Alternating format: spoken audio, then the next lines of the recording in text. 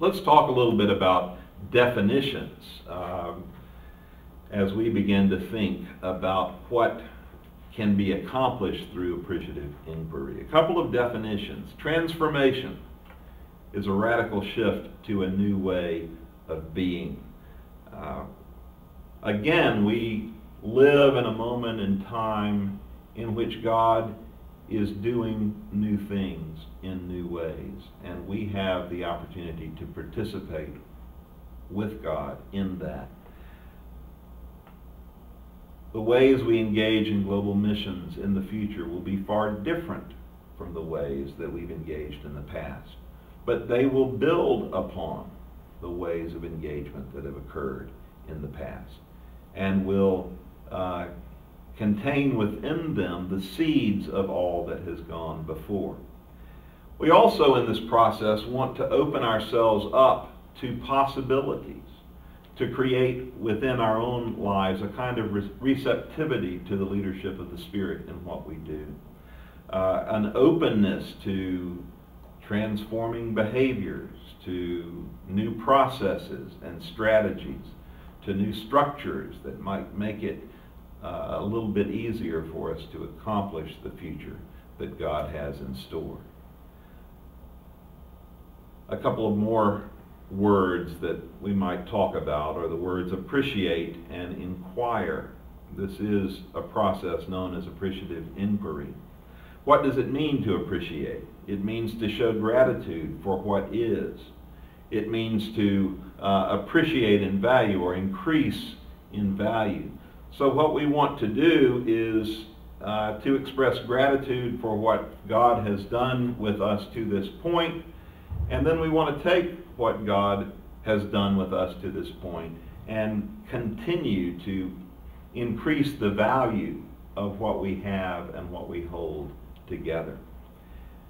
We're going to be inquiring as we move through this process, as we learn what it is we want to appreciate. We're going to ask the positive, unconditional question. We're going to find out, be curious about, and adventuresome as we move ahead. To ask the positive, unconditional question kind of rests at the very center of what we're going to be about through this process. And then once we've inquired, we're going to be pulling the results of that inquiry together to shape the future direction that we will pursue. The first step in appreciative inquiry is to choose what you will study. This is where the affirmative topic choice comes in. We have provided, I hope, a pretty clear framework or parameter around the direction that we're headed. The affirmative topic choice defines the direction of the change process. We've tried to take seriously the last strategic prioritizing process. We've tried to take seriously the priorities that we have had as global missions over the last 5 or 6 years. We've tried to take seriously the strategic prioritizing process through which CBF has just moved.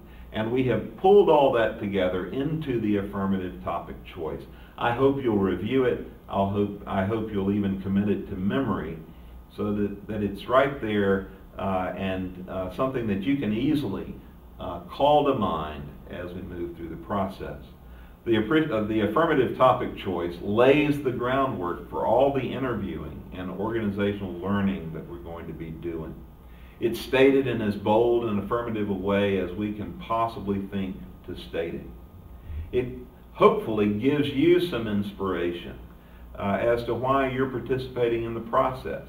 How exciting to be part of a dynamic missional future that pulls together all of God's people who are attached to CBF as a movement and helps us all to frame and to shape where God would have us to go. And then remember that we move in the direction of what we choose to discuss. And so my hope is this gives us kind of a centering and framing statement that will pull us all along in its wake as we seek to fully understand who we are and where God would have us to go. The second stage in the process is the discovery stage, and this is really what you and I are entering into over the next few days, and that will last essentially through the end of the summer.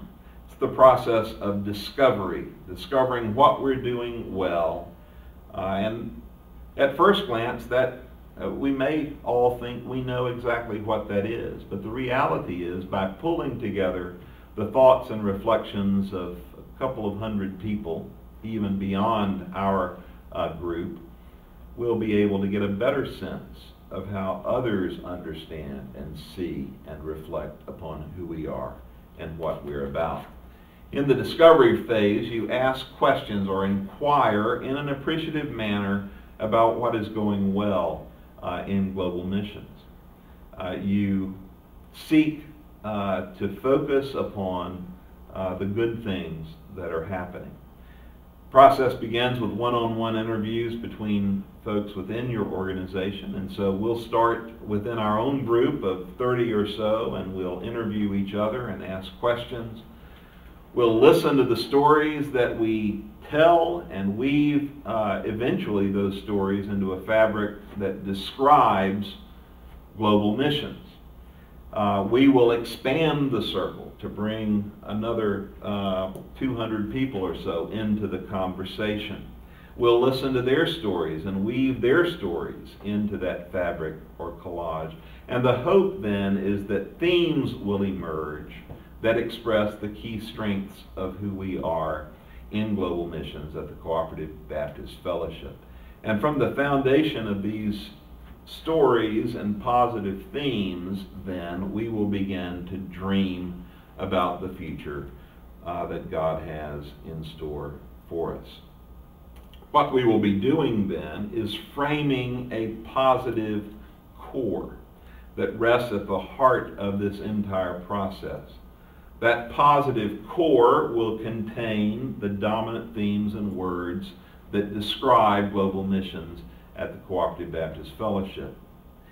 It hopefully will contain a lot of inspirational energy that will provide us with ideas to create the dream or vision of global missions. There'll be a lot of major themes from the core, a number of major themes that will clarify the values that we hold dear.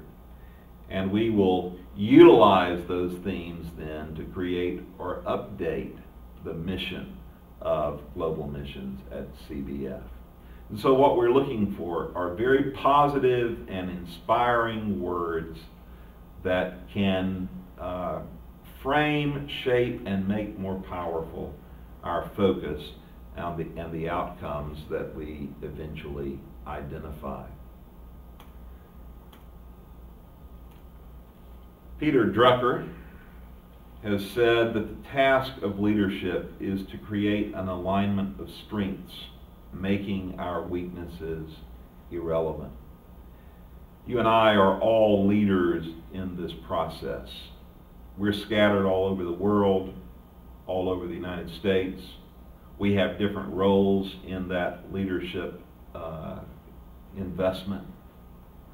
But the reality is that what we want to do is identify the things we do well and move forward, because we have confidence that the fact that we do them well is evidence that God is at work in our midst.